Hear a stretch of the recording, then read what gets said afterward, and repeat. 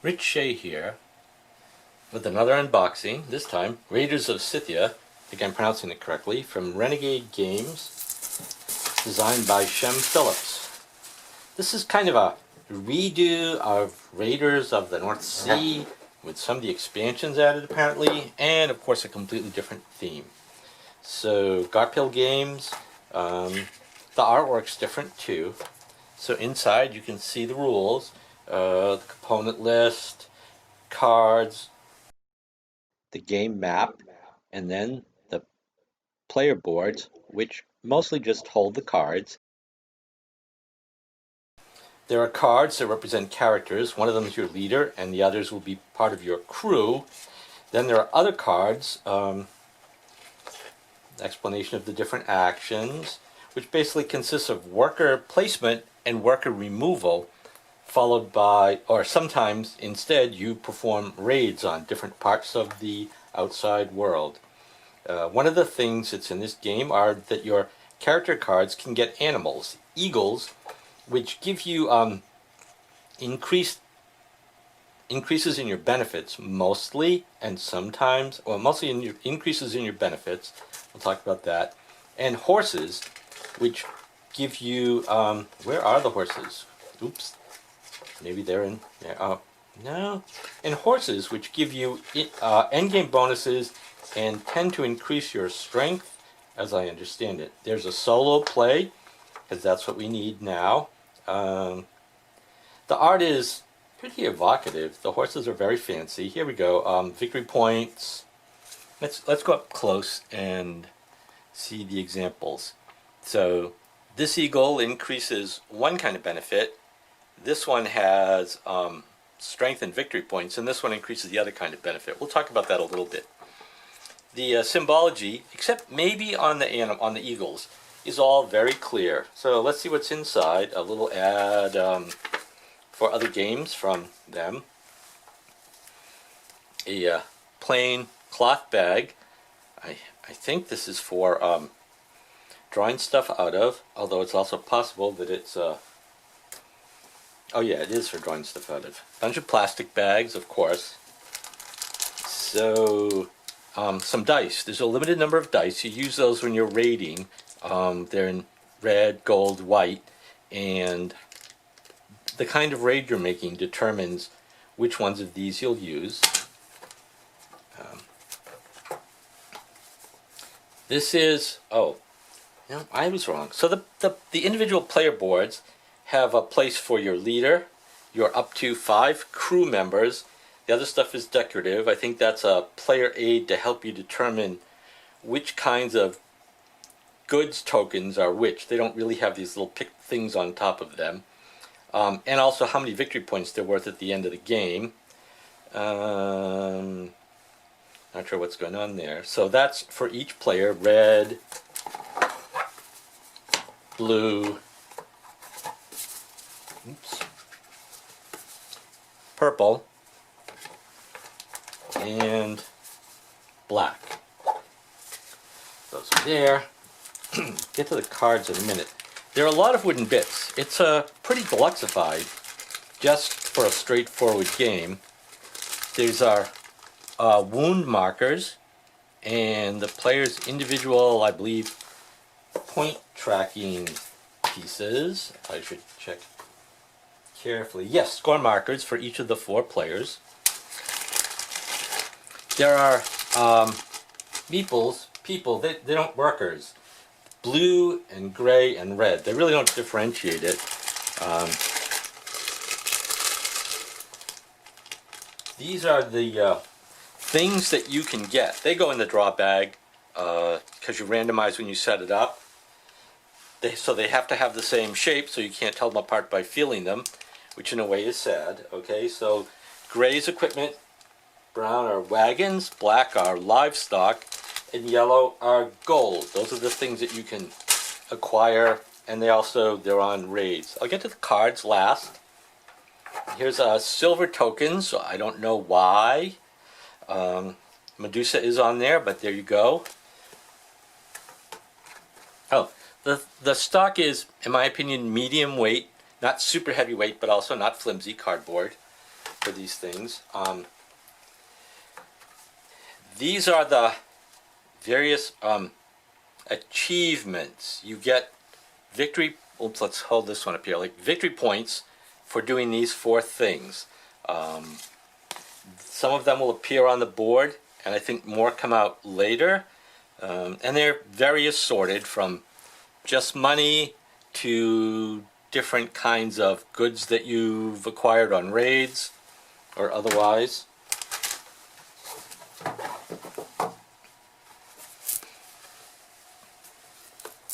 And now the game board. Let's see, we probably ought to do this bit by bit. So the section here, the section here is the worker placement part. It represents the Scythian settlement, and you place a worker in an empty worker placement spot, these little squares, and they might have a requirement, like these can only use red and gray workers, whereas over here at the silversmith you can use anybody. And then you get the benefit. A blue worker gets you 3 silver, the other inferior people give you 2 silver. And the other part of your turn when you do the worker placement, or actually a raid, is you place a worker and then you're going to retrieve a worker. So you always have like one worker that you're moving around. There's a victory point tracker on the edges. And then on the other part, now let's see if we can get this, are the places you can raid. Let's see if we can bring these up in a readable way. First, we have our friends, the Sumerians, apparently not protected by Conan. You only roll 1 red die when you're raiding them. A little further out are the Assyrians. We have to roll 2 dice to protect them. They're apparently either harder to reach or a little more dangerous. Then the Persians, whom you would imagine are pretty difficult. You roll 3 dice when you attack them. And last and furthest away are the Greeks. You can see at the bottom, they show the sides of what happens on the different 6 sides of the different dice as a reference. It's very nice. I like the artwork. It can be a little busy, but once you look closely, it's pretty clear. A red worker. Oops, let's get my finger here. Where am I? This, here. So a red worker and 2 items will be on each of the on this rating card, and a red worker and 3 items will go on the card that goes here.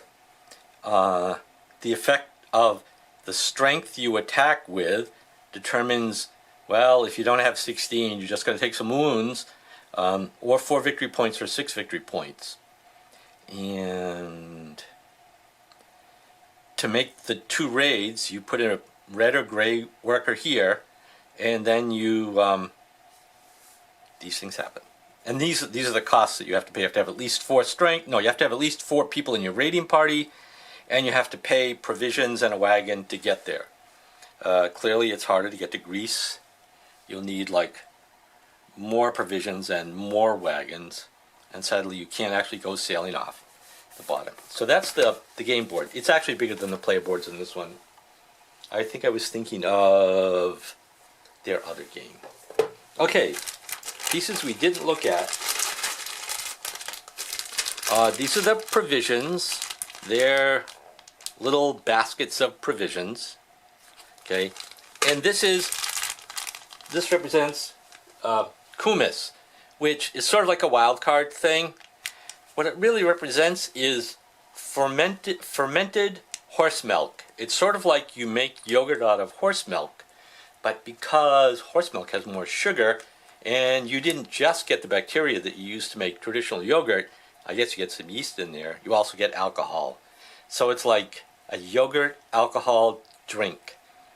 And I looked up how to make it. It sounds like more trouble than it's worth, unless you don't have any other way to get your hands on some alcoholic drinks or preserve that otherwise wasted mare's milk that you don't get very much out of when you milk a horse. But there it is. But it is a traditional drink by the Scythians and people who live in that part of the world. So it's not like a super crazy thing, just a moderately crazy thing. Uh-oh, brief hiatus. Oh no, I can rip this open with my bare hands. That's actually faster than any other thing. Okay, so here is a crewman. No, yes. Oh no, sorry. This is for the this is what the people look like, but I think this one is for the solo play. These are AI schemes. This is for the solitaire play. You have this deck and you draw them, and it tells you what to try to do with the solitaire play. And these are the AI's crew members. These are the heroes. Each player is going to get a hero. They have a name. They have a card thing. They have a slightly different action when you go to a place called the town center. For instance, gain a silver, a kumis, a provision, and a card, versus take 2 town center actions. They're default actions at the town center. Discard a card and hire a crew member for free. So the asymmetric starts for the players, and you get one of those randomly. Then there's a huge stack of crew members. They look like this on the back. I don't think they're all unique. No. So, right. But I think there appear to be, like, if we go through quickly, there's like 2 of each and a lot of varieties. All right. So each of the varieties, I think, has unique artwork. They have a recruitment cost. They have an initial strength. Oops, let's get the initial strength, crew cost, a name. Now they have 2 things that can happen. This is the thing that happens when you go on a raid. This one, for instance, gain 1 strength if equipped with a horse and an eagle. Okay? And this is if you think discard them at the town center. Use any building's action as if your worker were there. Oh no. You can choose that as your town center action if this person is part of your crew. I think you might also have the ability to discard the person in order to do that. Oh, play a card from your hand, a hero's ability, or the ability to have an eagle. So to use a town center action on a player thing, you have to have an eagle, and then it points to the town center ability. Let me show you how that would work. Yes, perfect. So you would equip this person with this eagle, and now when you go to the town center, that can be the action that you take. I think that's pretty clear, right? And there's a huge variety, differences in strength, 2, 3, 0, but 0 inexpensive. But anyway, I'd have to play the game to see why that's worthwhile. But those are the very large stack of 76 crew and half that many, 38 different types apparently. And the last set of cards are the animals. So each animal, when you acquire an animal, you have a choice of using it as an eagle or a horse. This eagle doubles the raid effect of a crew member. If you use it as a horse, it adds 1 strength and 2 victory points at the end. Other possibilities are an eagle can just add strength and victory points. This particular horse doesn't add any victory points, but 3 strength is a lot. That's like 1 tough, mean horse. Alright, so this, as we saw before, lets you use a market action. And I think those are all the potential effects. The eagle and horse drawings are quite lovely. And yes. And there are 36 animal cards. I'm not sure how often they repeat. I'm not sure they actually repeat. The artwork does.